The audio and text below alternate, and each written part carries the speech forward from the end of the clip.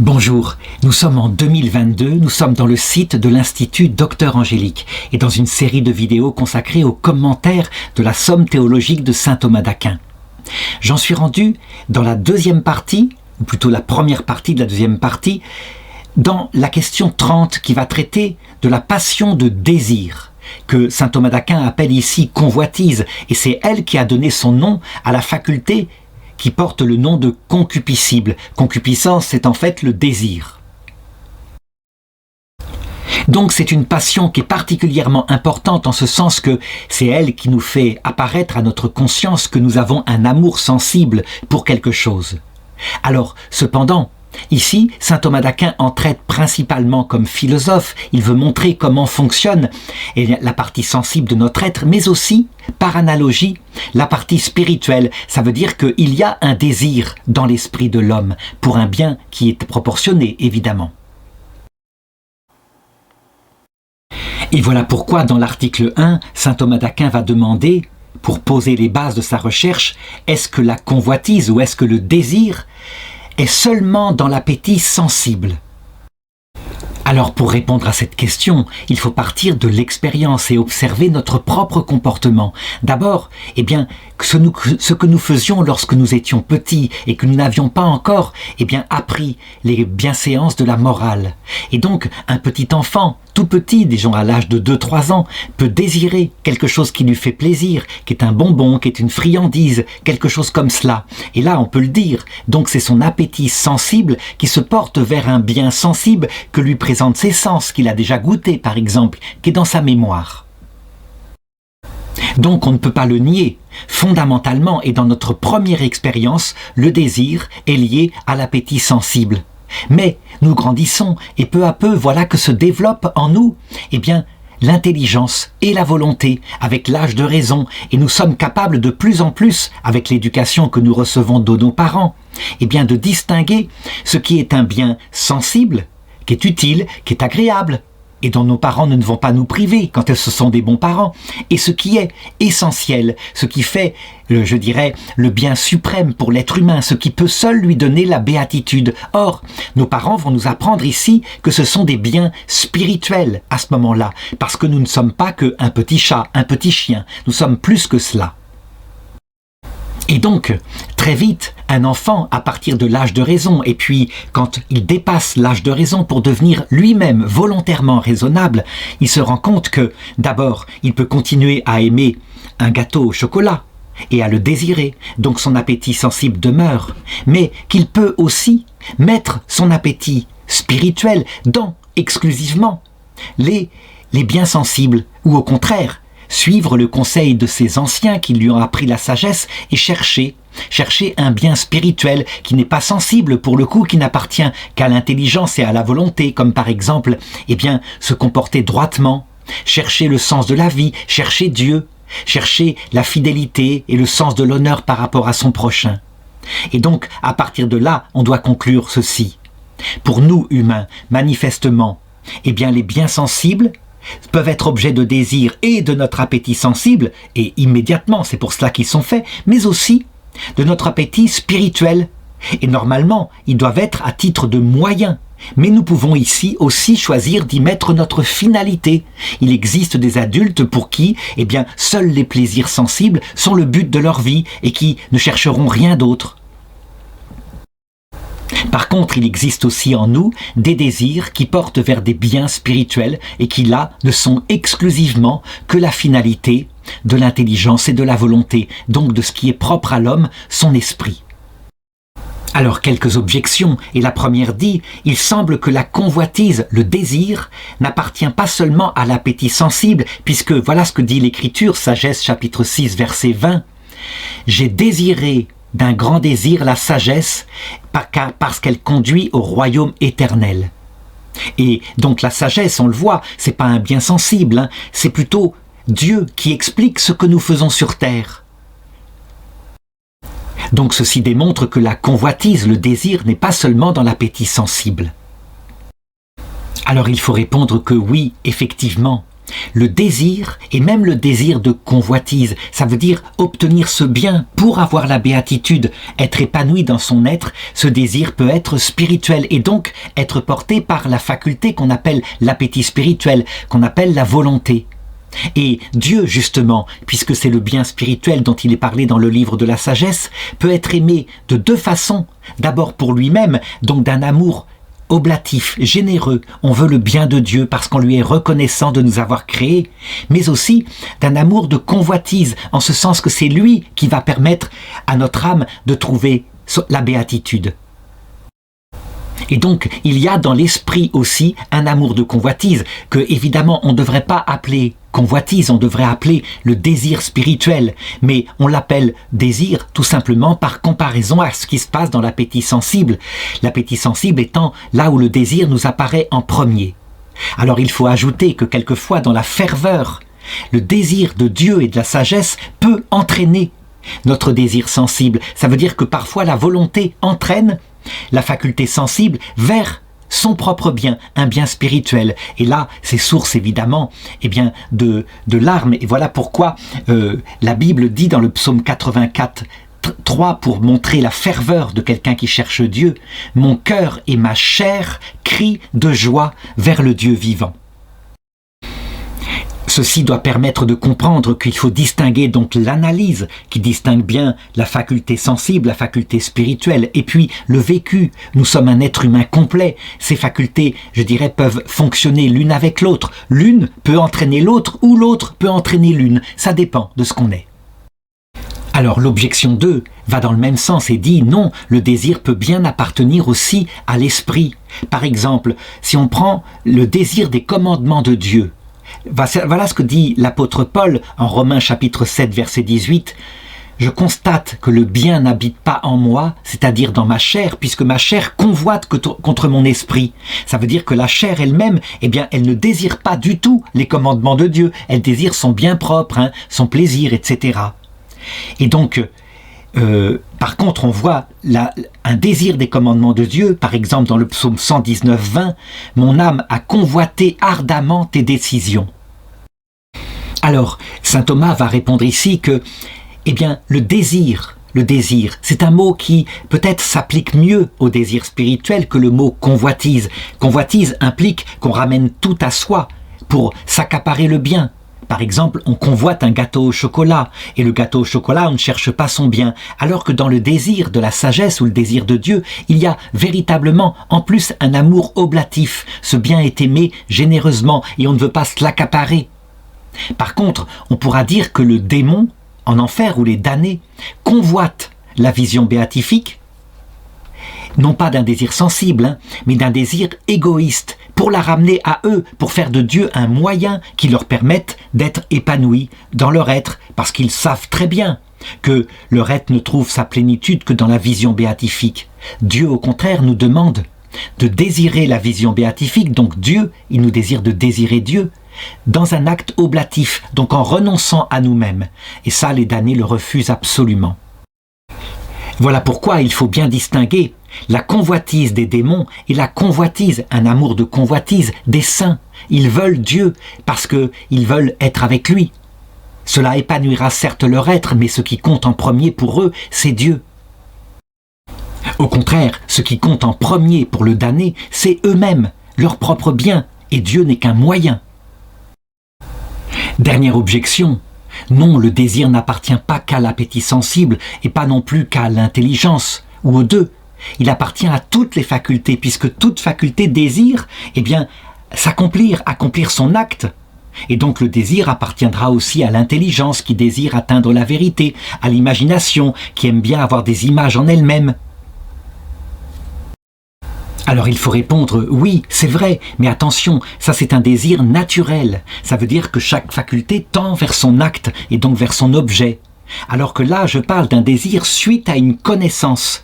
Donc de même, dans le désir passionnel, c'est parce que nos sens nous présentent ce qui est désirable qu'on le désire. Et dans le désir spirituel, c'est parce que notre intelligence nous présente un bien qui peut accomplir notre esprit que nous le désirons. L'article 2 demande: est-ce que la convoitise, autrement dit la passion de désir dans la faculté sensible, est-ce que c'est une passion spéciale? Partons donc de l'expérience une fois de plus, et donc observons comment fonctionne ce mécanisme des passions. C'est vrai que la base, c'est une sensation qui peut être externe, quand par exemple un bon gâteau au chocolat est là, qui émane de la boulangerie, son odeur qui parvient jusqu'à notre nez, on le voit aussi, et donc ça suscite le désir. Mais ça peut être aussi le sens interne, quand par exemple nous pensons à ce gâteau au chocolat. Et donc à partir de là,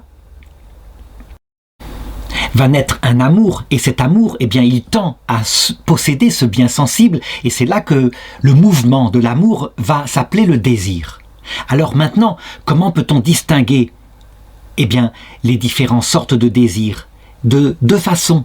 D'abord, eh bien, par l'objet qui a suscité ce désir, et il faut le reconnaître, il y a une différence matérielle entre le désir d'un gâteau au chocolat et par exemple le désir de s'approcher d'une jeune fille qui nous a charmés par sa beauté, sa grâce, etc., de la voir, de discuter avec elle.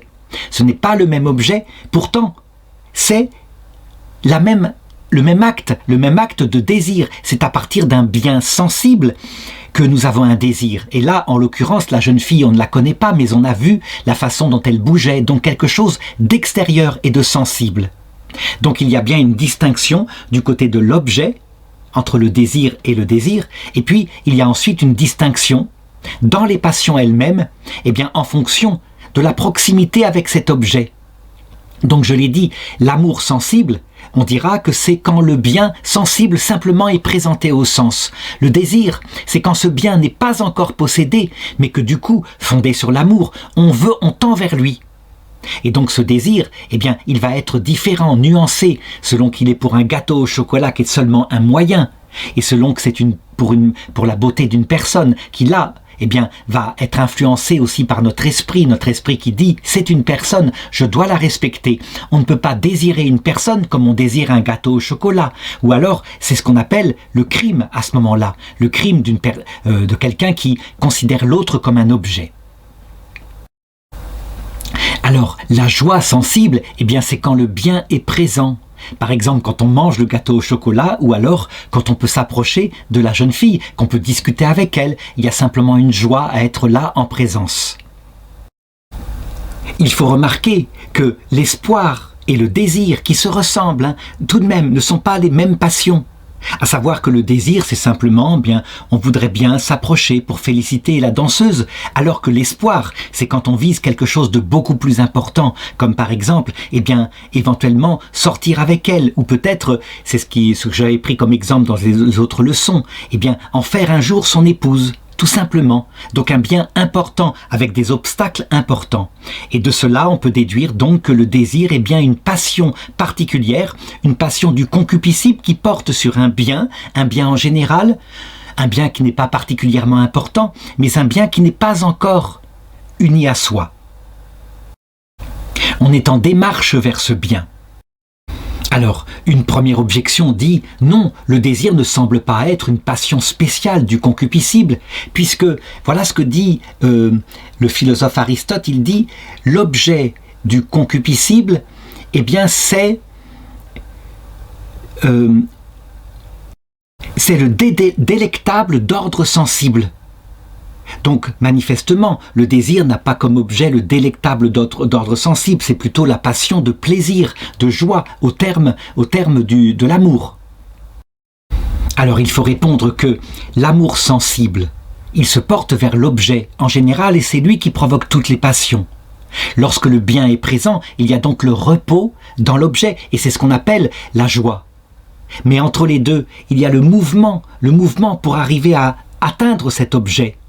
Et ce mouvement, eh bien, il est suscité par la passion de désir. La passion de désir, c'est l'amour en mouvement vers l'objet qui n'est pas encore possédé. Donc c'est bien une passion particulière, puisque justement, l'acquisition d'un bien sensible se fait dans un mouvement vers ce bien sensible. Alors, deuxième objection, elle vient cette fois de saint Augustin qui définit, il dit la cupidité, donc la convoitise, le désir, c'est l'amour des choses qui passent. Donc on ne devrait pas distinguer une passion particulière qu'on appellerait convoitise, désir, on devrait parler de l'amour sensible. Alors évidemment, il faut répondre que ici, saint Augustin prend le mot cupidité, convoitise, dans un autre sens, dans un sens moral, à savoir lorsqu'on met sa finalité spirituelle dans un bien passager, un bien qui ne pourra pas combler notre cœur, qui disparaîtra un jour. Et c'est ce que saint Jean appelle dans sa première épître les 3 convoitises. Convoitise de la chair, c'est quand on cherche le plaisir pour le plaisir. Convoitise des yeux, quand on cherche la vanité, être vu, donc pour cela, et donc on met son bien dans le regard des autres. Et enfin, orgueil de la richesse, quand on pense qu'avec l'argent, on pourra tout s'acheter. Et c'est une forme d'orgueil. Évidemment, ces biens-là passent, ils ne demeureront pas. Personne n'apporte dans l'autre monde, je dirais, son argent. Alors enfin, une dernière objection qui viendrait cette fois du philosophe saint Jean Damascène lorsqu'il cherchait la vérité. Et on peut dire que la convoitise ne peut pas être une passion parce qu'elle n'a pas de contraire. Toute passion, normalement, a un contraire. On voit bien l'amour qui porte vers le bien a comme contraire la haine qui porte sur le mal. Et donc la jouissance a comme contraire la tristesse. Or, on voit que la convoitise, a comme contraire une passion de l'irascible, la crainte par rapport à un mal qui est là. Et donc, manifestement, il n'y a pas de contraire dans le concupiscible. Alors il faut répondre que, bien sûr qu'il y a le contraire dans le concupiscible, même si, à cette époque-là, la passion contraire, à savoir un mal qui serait là, pas très important, et qui nous empêcherait d'atteindre un bien pas très important, auquel on ne tient pas beaucoup, mais tout de même qu'on désire. On n'avait pas trouvé de nom, et maintenant on pourrait l'appeler la fuite. On fuit un certain mal par rapport à un bien pas très important. Par exemple, il y a des gâteaux au chocolat, on veut leur manger un, ça serait pas mal, etc. Mais voilà que quelqu'un d'autre nous passe devant pour nous le prendre.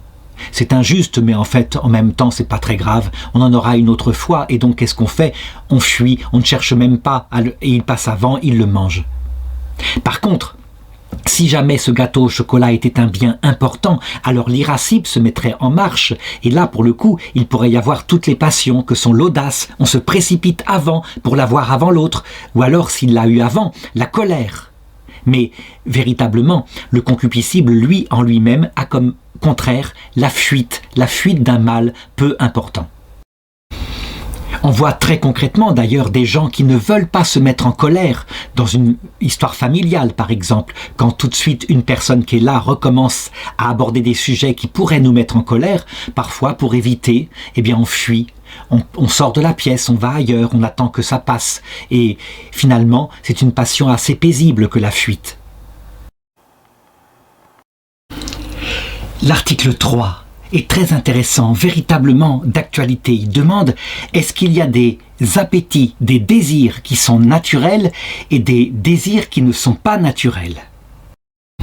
Alors il faut remarquer que, à partir du milieu du XXe siècle, on a vu naître en Occident une théorie qui disait que la seule chose qui était naturelle était absolument ce que l'on voulait faire individuellement et que la seule nature humaine se réduisait à la liberté pour chercher, selon son orientation individuelle, son plaisir, son bonheur, là où on le trouve. Dans cette perspective-là, on peut dire que tout devient naturel chez l'être humain, sauf évidemment ce qui est fait sous contrainte, ce qui n'implique pas la liberté. Et il faut remarquer que dans cette perspective-là, donc, l'existence d'une autre nature humaine que cette liberté individuelle a été rejetée. Maintenant, lorsqu'on regarde, je dirais de manière réaliste, l'être humain, on voit bien qu'il y a en nous des facultés vitales et qu'elles ont leur nature.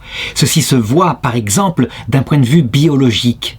Il est naturel, évident, pour la faculté de nutrition de chercher de la nourriture bonne, qui fera que notre corps sera en bonne santé. Et il n'est pas naturel, par exemple, de boire de l'acide, quelque chose qui nous ferait souffrir comme ça atrocement et qui nous conduirait à la mort, et pourtant on voit certaines personnes qui le font. Et je dis bien qu'ils le font volontairement. Il faut remarquer que quand ça se passe comme cela, évidemment, en général, c'est qu'il y a à un autre niveau le niveau de l'esprit par exemple, ou de la vie sensible, une telle souffrance que boire de l'acide et mettre fin à sa vie de cette façon-là devient une souffrance secondaire par rapport aux souffrances beaucoup plus terribles qui sont d'ordre psychologique ou spirituel. Cependant, on doit absolument le reconnaître, il est évident que boire quelque chose comme ça qui est poison et qui en plus conduira à une mort atroce est contre nature, et donc il faut bien regarder la nature humaine selon les 3 degrés de vie qui sont présents en nous. Et je dirais les 4 manières dont ils se réalisent, à savoir d'abord, premier degré de vie, cette vie biologique. Deuxième degré, cette vie sensible qui nous est commune avec les animaux. Troisième degré, cette vie spirituelle qui nous fait rechercher, la béatitude, je dirais cela, et qui s'établit parfois dans l'amitié, et parfois, et c'est le 4e degré, parfois dans la recherche du sens profond de la vie, de ce qui finalise tout ce monde, ce qui lui donne sens, à savoir, finalement, existe-t-il un créateur qui nous a mis sur terre dans une intention, ou existe-t-il rien du tout? Alors, je dirais maintenant, pour analyser ce qui est naturel et ce qui n'est pas naturel, il faut considérer donc 2 choses. Quelque chose pourra être naturel universellement parce que ça correspond à la nature, soit la nature de la plante, soit de l'animal, soit de nous les hommes. Et puis, quelquefois, une chose pourra paraître naturelle parce que notre connaissance la considère comme étant bonne, comme étant capable de nous apporter le bonheur. Alors essayons d'abord de nous pencher sur le monde des animaux qui sont proches de nous.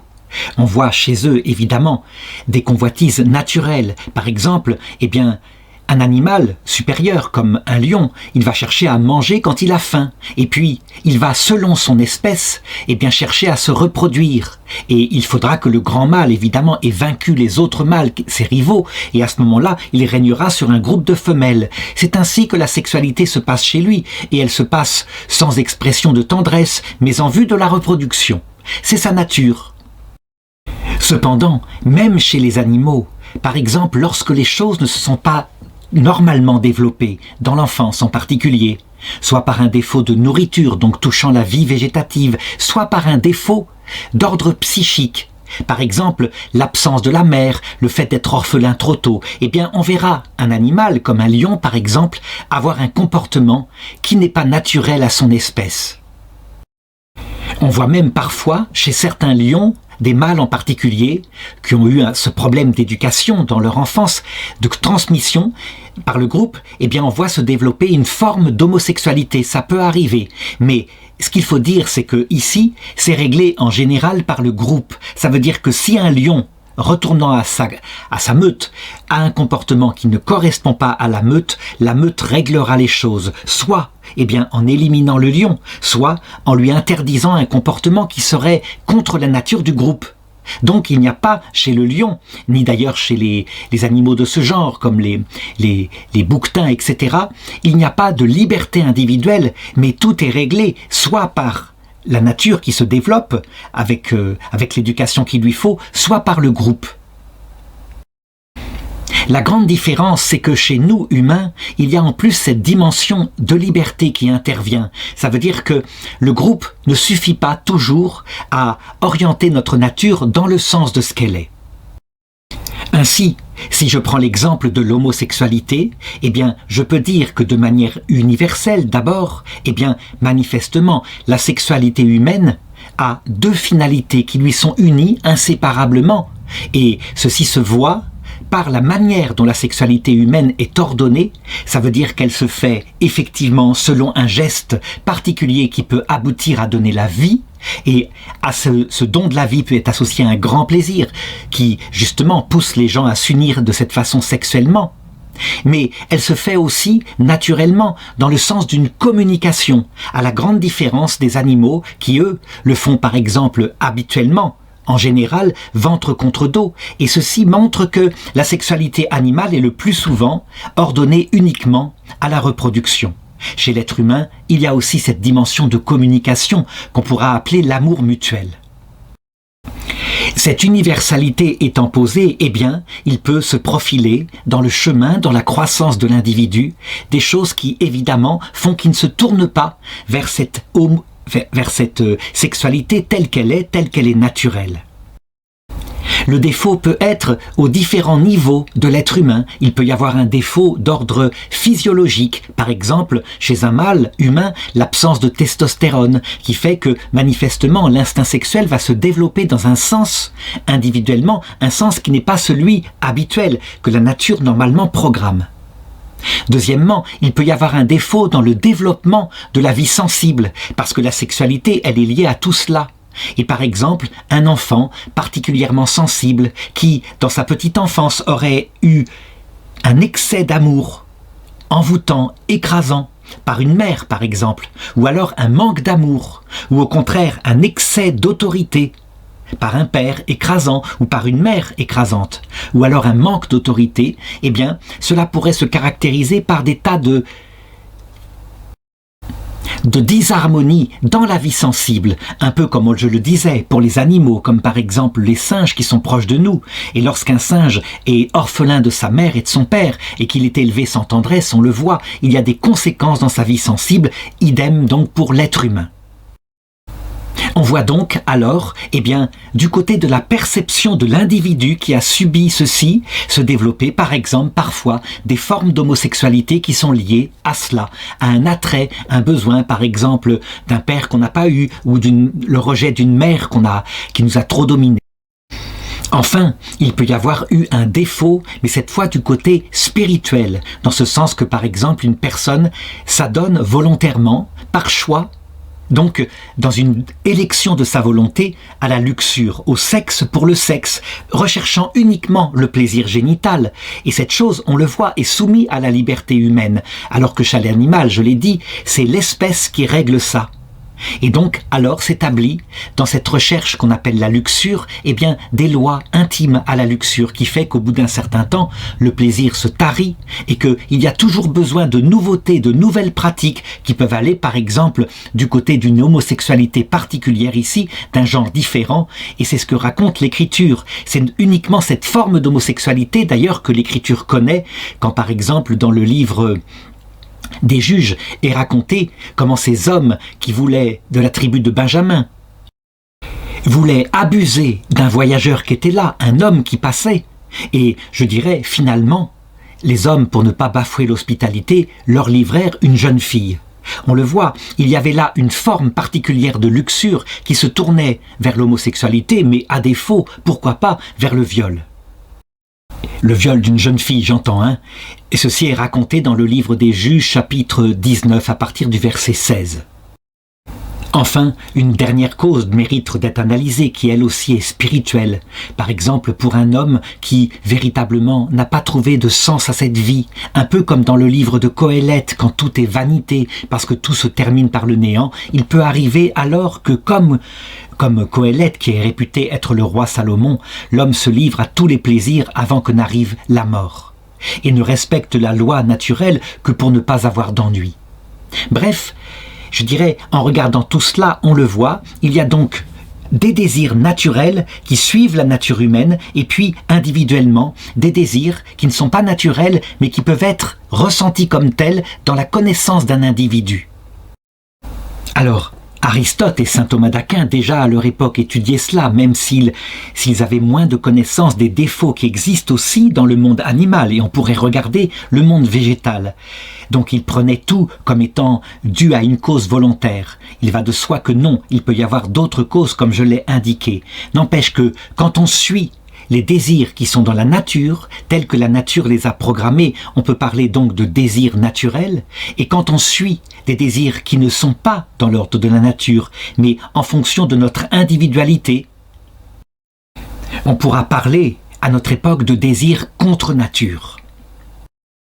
Alors, quelques objections, dont la première dit, il ne semble pas qu'on doive distinguer donc des appétits qui sont naturels et d'autres qui seraient non naturels.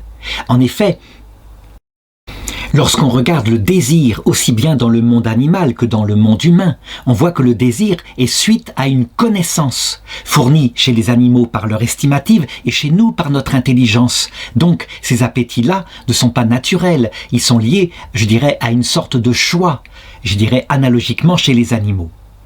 Alors, il faut répondre à cela que chaque faculté en nous a son orientation naturelle telle qu'elle a été structurée Et on peut dire par le Créateur, et pour ceux qui n'y croient pas, par la nature.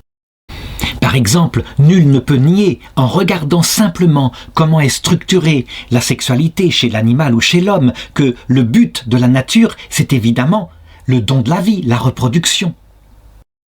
Et ensuite, en observant les animaux, nul ne peut nier que pour certains d'entre eux, la plus grande part, en tout cas, eh bien la reproduction n'est pas faite pour exprimer l'amour du partenaire. Par exemple, si quelqu'un a un chien à la maison, on voit bien, c'est pas l'amour réciproque du couple de chiens qui structure leur sexualité, mais c'est parce que la femelle est en chaleur et donc le mâle est attiré et ensuite le mâle se désintéresse d'elle.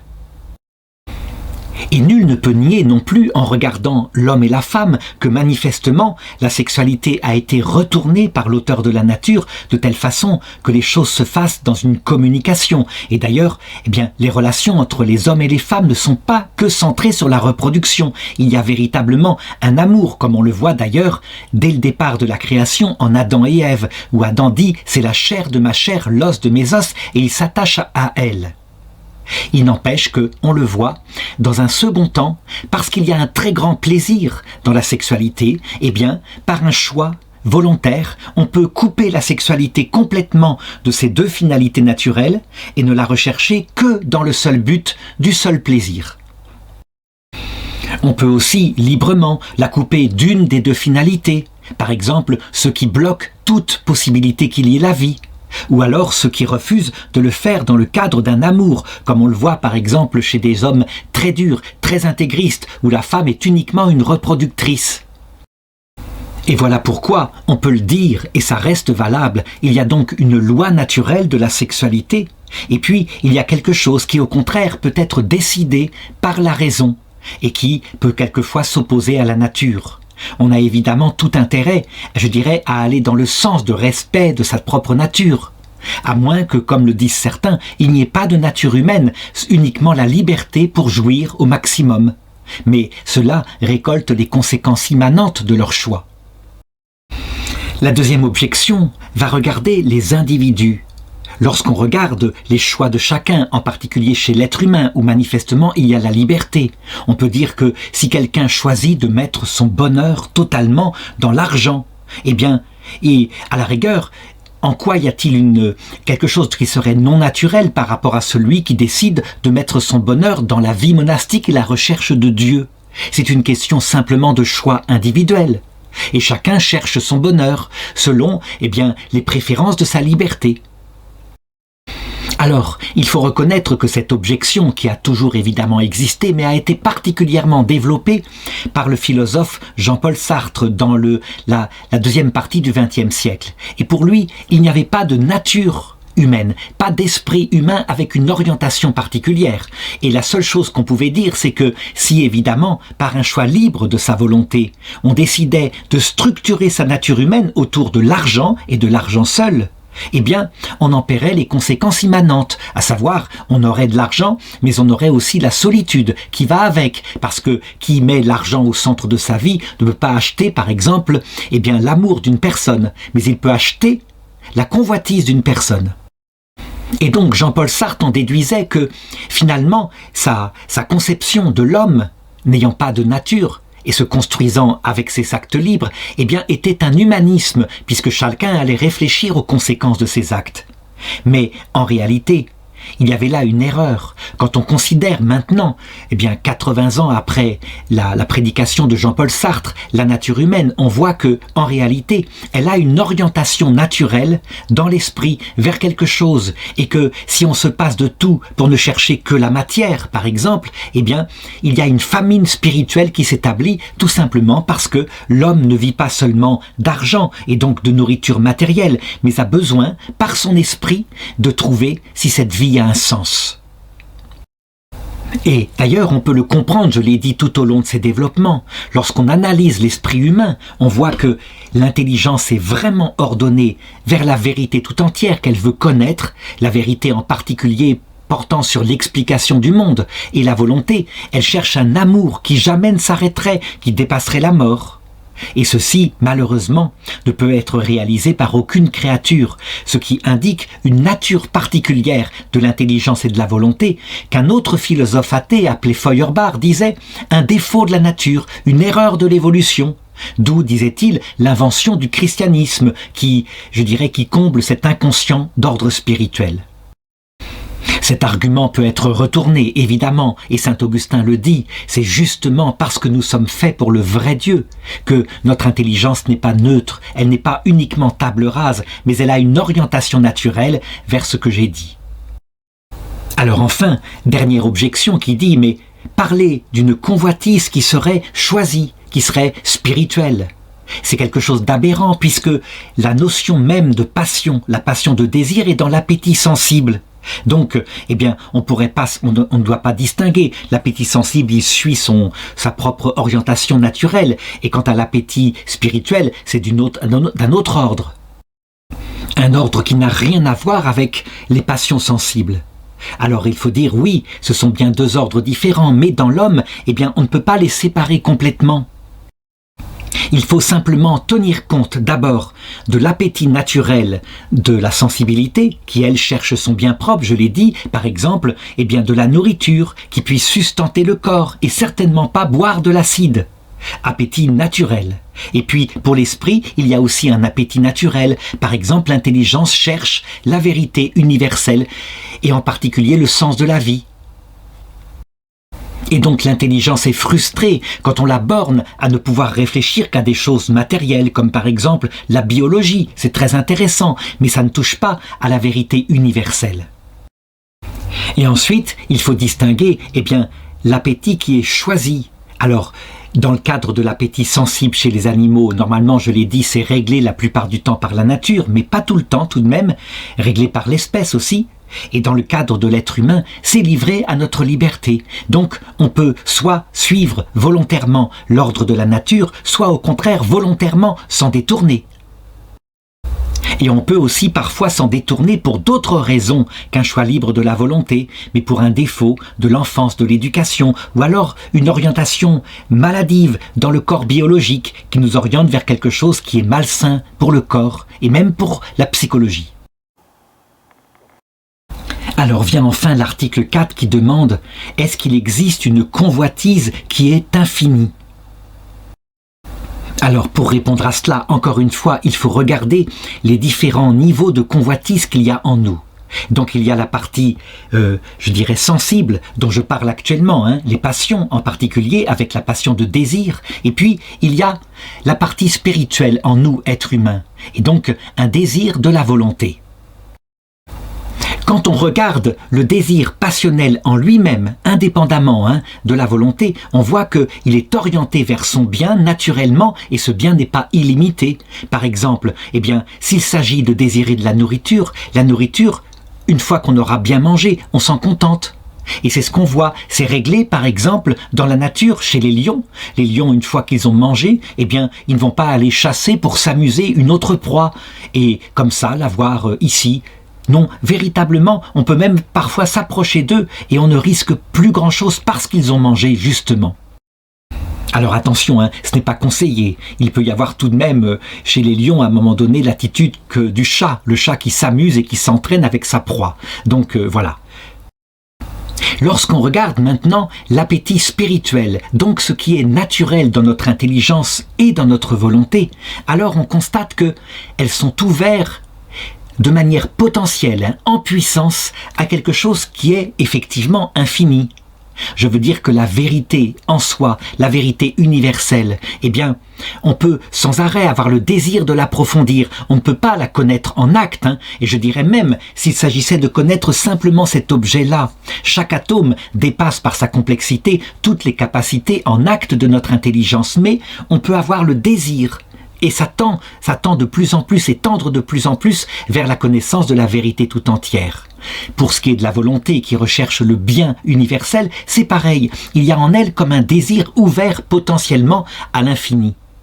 Alors nous savons, de par la foi, que cette orientation, en réalité, elle est faite parce que intelligence et volonté sont par nature structurées pour voir au terme leur objet ultime, ce qui leur donne la béatitude, à savoir voir l'essence de Dieu. Mais ceci, ça n'est compris, ça n'est révélé que lorsque la révélation vient, à moins que, quelquefois, par la philosophie, eh bien, on puisse aboutir à cela. Mais c'est beaucoup plus rare, et je ne connais pas beaucoup de philosophes qui ont abouti à cela. Disons que la révélation est venue rendre évident ce pourquoi il y avait une orientation vers l'infini de notre intelligence et de notre volonté. Alors maintenant, imaginons que notre intelligence et notre volonté, au lieu de se tourner vers ce qui pourrait les combler, donc la vérité absolue et Dieu, et donc l'amour absolu qui est aussi en Dieu, se tournent vers une créature. Par exemple, que l'intelligence décide par choix que le bonheur sera dans l'argent parce que l'argent permet de tout acheter. Et donc, du coup, tous les désirs pourraient être comblés, désir de plaisir, mais aussi désir d'être honoré. On aura le pouvoir par l'argent. Et donc, toutes les convoitises sont ouvertes à l'argent. Eh bien, on constate que cet argent qui est là, eh bien, finalement, si le désir spirituel est orienté vers lui, alors, eh bien, il lui imprime cet infini potentiel. Je veux dire par là qu'on le voit, par exemple, chez des avares qui tous cherchent l'argent, uniquement l'argent, eh bien, plus ils en ont, plus il leur en faut, et le tas n'est jamais assez grand. C'est au point d'ailleurs qu'un auteur avait fait remarquer que le monde est assez grand pour combler les désirs naturels de l'homme. Par exemple, quand l'argent sert simplement à nourrir sa famille, là il y a suffisamment. Il y a besoin d'un toit, il y a besoin de nourriture. Mais que le monde n'est pas assez grand pour couvrir la convoitise de l'homme. Donc lorsque l'homme fait de l'argent son absolu, la finalité de sa vie. Et voilà pourquoi on le trouve dans une parole du Seigneur en Jean chapitre 4 verset 13 où il montre que quand on met, je dirais, l'absolu de son esprit dans une eau qui ne peut pas nous combler, alors il est dit, celui qui boira de cette eau-là, cette eau que donne le monde, aura encore soif, mais l'eau que je donnerai moi, à savoir, eh bien, la présence de Dieu le Père, du Saint-Esprit dans notre cœur, et lui aussi, puis la vision béatifique, celui-là n'aura plus soif, il sera comblé. Alors je terminerai cet article en disant que Aristote, le philosophe, avait donné une autre explication pour expliquer que la convoitise spirituelle, quand elle se branche sur un objet matériel, elle est infinie. Et il disait, c'est parce que on fait de cet objet matériel notre finalité, et donc sans arrêt, on peut l'augmenter, le désir, par notre esprit qui lui est ouvert à l'infini. Par exemple, si on cherche la santé, eh bien, on peut désirer avoir une santé éternelle, ne jamais mourir. Et donc voilà pourquoi on voyait des hommes qui cherchaient de tous les moyens possibles à vivre éternellement sur terre, sans jamais avoir besoin de mourir.